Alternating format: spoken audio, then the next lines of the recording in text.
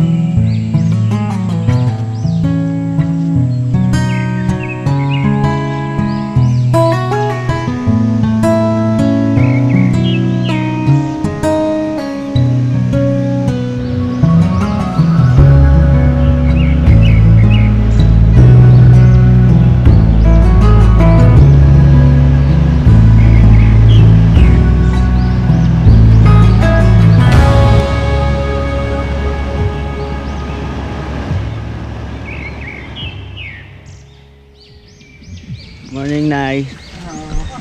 Nay, kape nga ulit ako. Ay, ito na.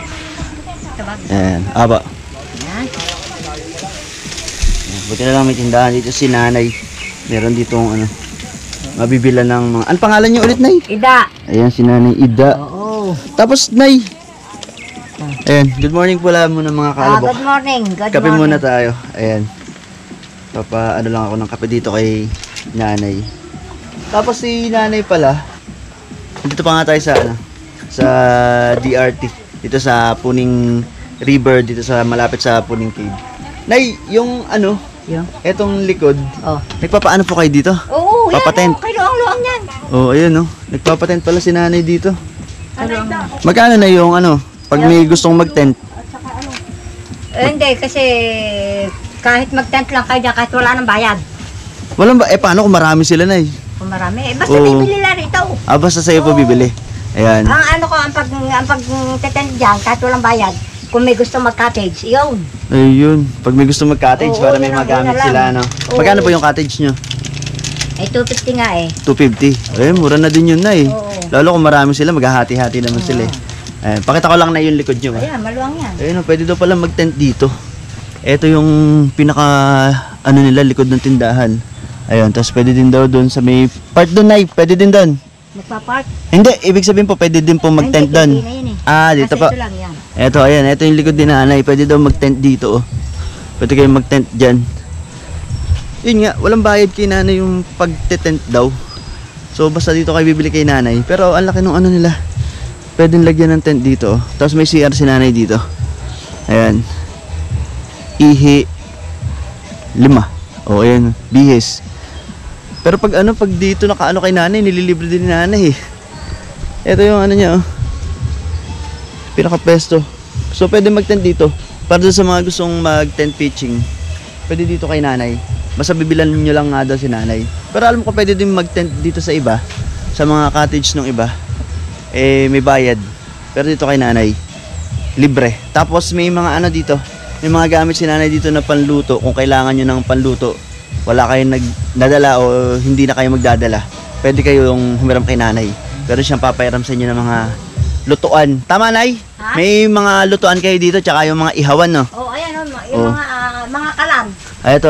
Ayun, pwede kayo magluto dyan kay nanay. Tapos sabi nyo na kahapon sa akin, libre lang. Oo, Oh, libre libre lang lang, yan oh. pag magte-tent jam. Opo, Basta tsaka, nga ano yun lang yung halimbawa may gusto mag-cottage. opo. Yun.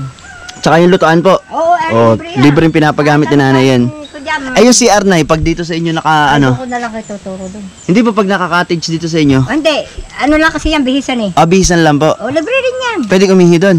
May ihian doon. Dito? Oo. Bihisan lang to. Bihisan lang po. Pero dito naman sa may bahay kubo daw dito, meron ditong CR. Pwedeng umihi 5, tapos bihis 5, tapos dumi 10 piso. Ayan. Yung banlaw nay, Ewan ko lang, baka 20. may dagdag po ano. Ayan. So, syempre, gagamit kayo ng tubig, may additional na yun pagka magbabanlaw kayo dito. Ayan. So, eto. Pag ano nyo lang, ng pagbaba nyo lang ng konti, eto yung tindahan ni nanay. Basta hanapin nyo si nanay Ida. Ayan. Kilala na si nanay Ida dito. Di ba, nay? Oo. Oo. Ayan. Basta magtanong lang sila sa tourism Po. na dito sila pupunta. Po. Almusal muna tayo dito sa tindahan ni nanay Ida. Kapit tinapay. Hindi po kasi ako masyado nag-aanin. Kanin sa umaga. Tinapay kape po talaga ako.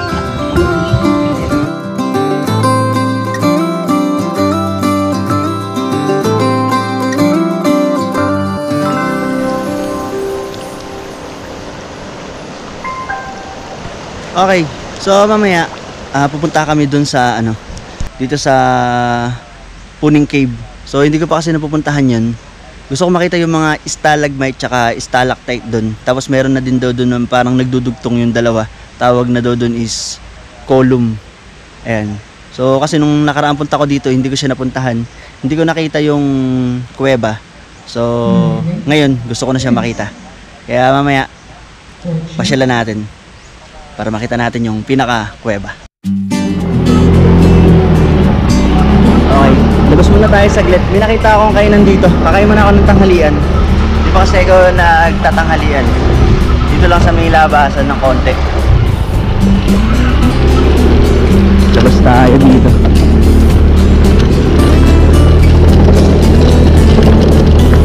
Okay, eto lang oh. Lapit lang. Wala pang 3 minutes. May pagkain po. Meron pong kanin at ulam. May kanin at ulam po kayong tinda? May kanin po, yung ulam po lulutuin natin. Ulam po lulutuin. Ano po yung mga meron dyan? Pork sisig, tapa, beef tapa, tsaka pork silog. Ano po yung pinakamabilis lutuin? Lahat naman ano lang, sasalang Sisig, tapa, tsaka ano po? pork silog. Pork silog. Meron tayong isang sayro sa pork sisig, 150. Tsaka sa pork silog. Pare-pareho lang naman. Tsaka tapa. Beef tapa yun. Ano na lang po sa akin? Tapa. Tapa. Apa. Ano, yung may rice. May rice pa. May rice, 90. Apa. Sige pa. Parada ko lang po dito. Okay. So, tanghali na rin kasi. Tanghalian na. Ito yung pinaka-tourism dito sa information. Tapos, ayun lang sa baba. Yung pinaka-puning. Dito tayo kakain sa Sislingan Tapsihan. Ayun o. Ganda din yung dito yung mga natin, mga kahoy-kahoy. Mas masarap kumain sa mga ganito, kubo-kubo yung style.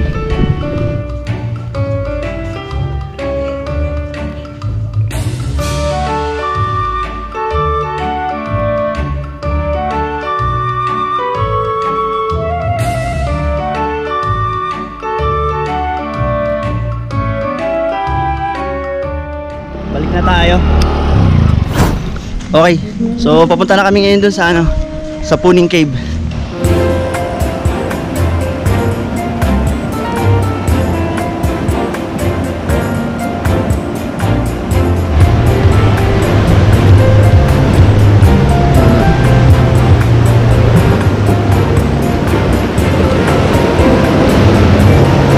Bata oh.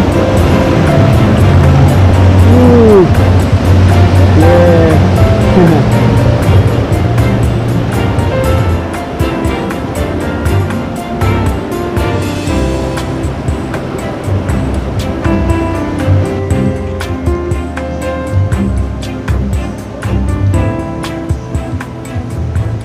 Okay, so mga wala pang 5 minutes.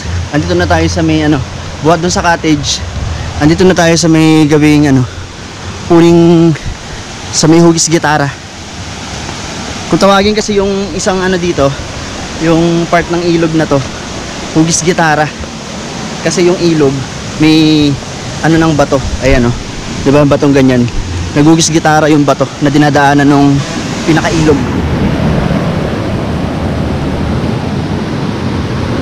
Okay, so ito yung hugis gitara. Yung part na yun. Ayan. Saan tayo? Dito tayo tumawid sa kabila. Medyo matalas yung mga bato dito eh. Dito part, at least mas patag dito sa kabila.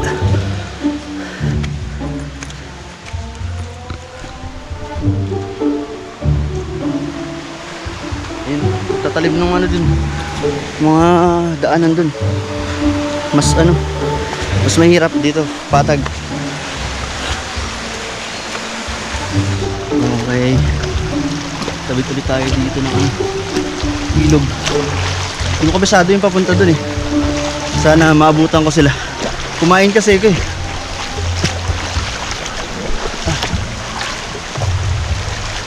Lang, sa kaya sila dumaan.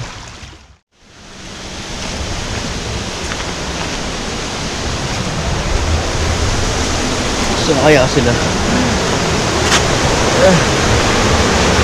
Medyo madalas yung mga dito pag nabasa. Bato. Ingat kayo pag nyo dito. Ang ganda nung lumalabas tubig dito.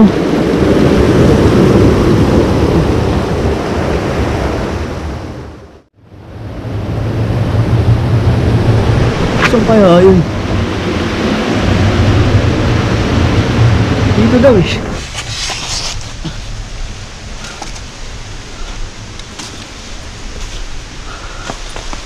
Asan yung kuweba? Saan yung daan? Teka, nanghula ako dito. Hindi ko sila nakikita. Ang ganda dito oh. Yun. Ito siguro yung lagos nung kumakata sa tubig doon kanina. May tao dun. Saan kaya ito galing? Saan papuntang kuweba?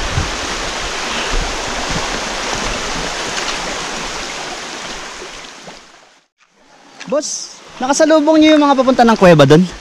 Ah, dito yung daan? Diretso lang? Shoutout kila bro yun. Kala ko naliligaw na ako eh. Pero kasi padaan doon. Dito kasi dito na si Minda, tapos doon. Tapos dito meron din. Dito sila. Okay. Bata nag-i-English. Salamat. Yun. Kala ko naligaw na ako eh. Shoutout mo yung mga pangit na yan.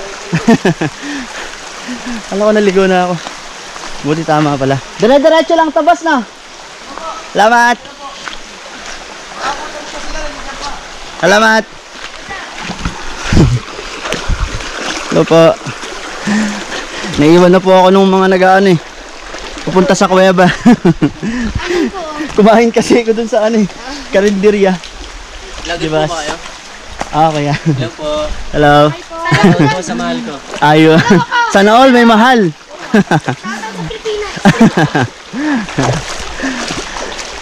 Okay. Ang ganda dito ah.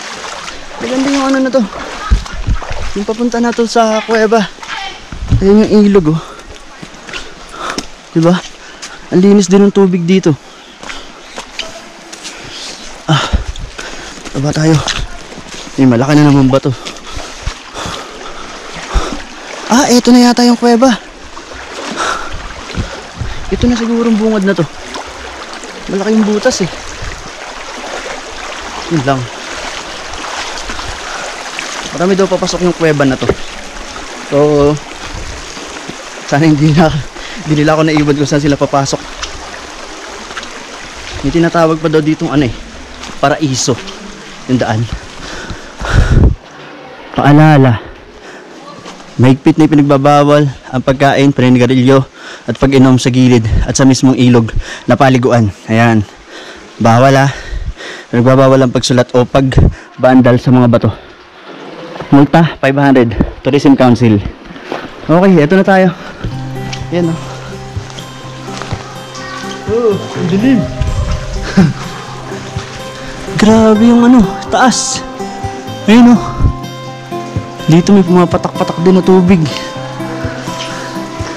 Ayun sila, ayun, sa harapan. Grabe. Ang ganda pala ng ano na to.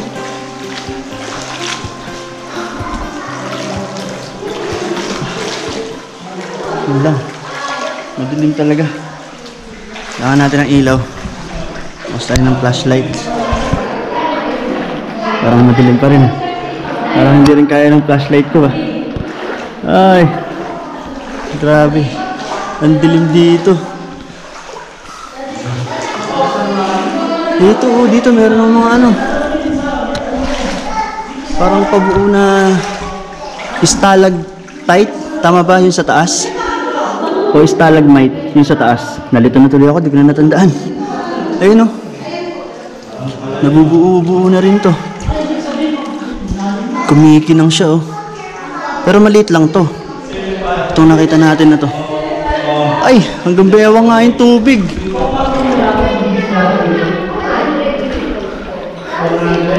Hanggang bewang.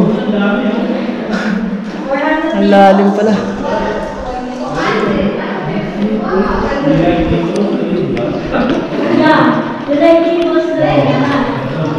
Kita pa ba? Ang dilim kasi dito sa loob. Ayan na. Hanggang bewang po.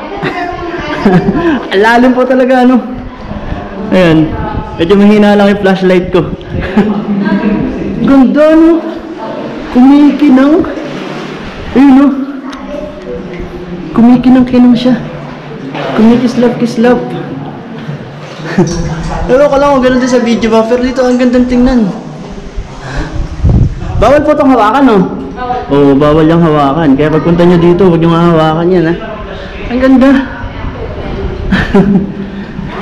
Parang diamond. Kumikinang-kinang. Ang laki pala nito eh. Tapos dito mababaw na. Ayan. Hanggang paa na lang. Ito po oh. Ang laki dito.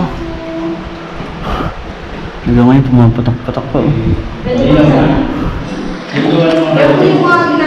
Ito sila ate. Ate, anong pangalan mo ate? Ano po pangalan niyo? Joy po. Ayan si ate Joy. So, yung tour guide namin dito. Ano to ate? Yung mga parang ano, marmol to? Marmol no? Ayun mga marmol. Ay, yung marmol po pwedeng hawakan. Wag lang po yung talagang stalactite tsaka stalagmite no?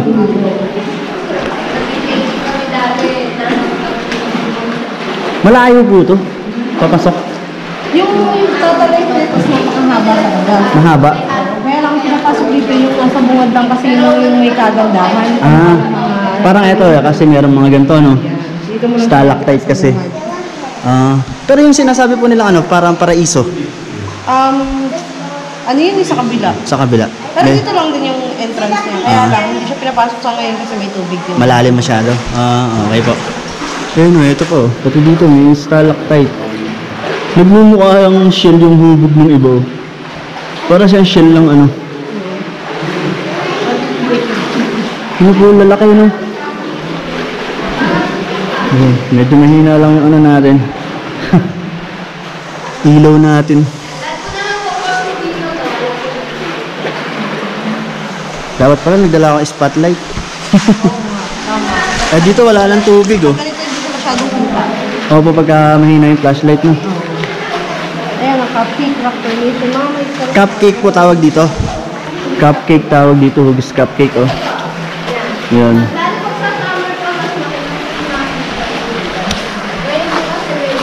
Ang dilim dito sa loob.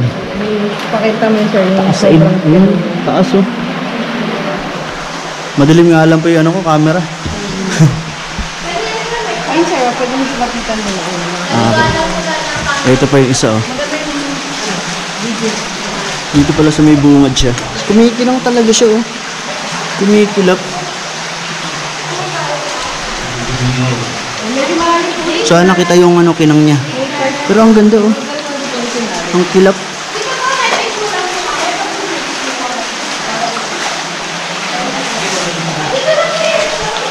Ito pa. Ayan,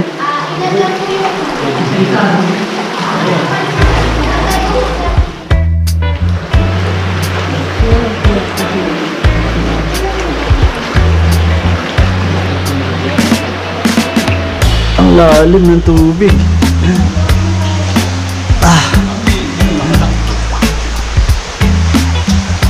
Hanggang ano? Lagpas bewang. Just pick up the phone and call me. I'll be there. Girl, let me show you. You're my one and only, like I told you. Ayan po, ulo po. Ulo ng parrot. Oo nga, no? Okay, so ito yung hugis parrot dito na kung tawagin. Kasi ayun yung butas niya, oh. Parang mata. Tapos tuka, ulo ng parrot. Ayan. Labo lang talaga nung camera natin. Tapos dito sa taas, may hugis ano dun, takore. Tsaka may ano, puon, hugis puon dun sa taas. Mukha nga siyang ulap eh. Ayun, oh. Yung taas na yun. Kaya lang, hindi yata kita ng camera natin. Sayang, pero ito kitang totoo. Yung hugis parrot, no? Ayan, so dito lang kami sa part na to. Yung ano kasi dito, parang mga bato na lang daw yung dito, sabi ni ate. Kaya hindi na kami papasok doon. May lusot daw doon sa part dito. Pero ayan, pabalik na tayo. Ito, oh. Ang laki din nitong ano na to. Stalactite na to. Ang lalim talaga. Lagpas bewang. 27 ako pero lagpas bewang ko. Kulang magbibigay. Pero kapag lang. Yan, babaw na.